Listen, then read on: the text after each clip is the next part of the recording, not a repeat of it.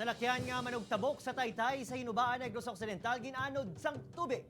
Yaring balita nga aton gitutukan.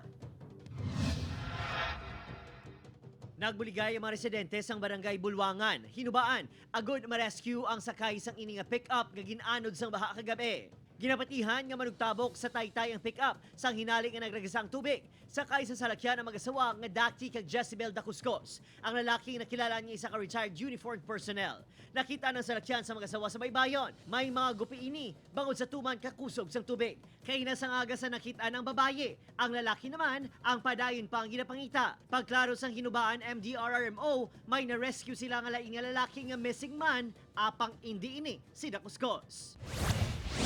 Sa barangay Payaw Binalbagan, gintinguhaan sang ini nga mga residente nga masalbar ang ila hinuptanan nga baboy agud hindi malumos sa baha. Nabilwa man ang mga railings kag naguba ang porsyon sang pika-pika sang dalan pakadto sa Binadlan Falls, barangay Biao bangod sa mabaskog nga ulan tuga sang bagyo.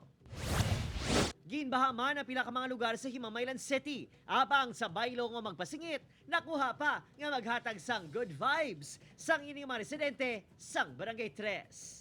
Upod, Chirino Castillo, Adrian Prietos, 1 Western Visayas.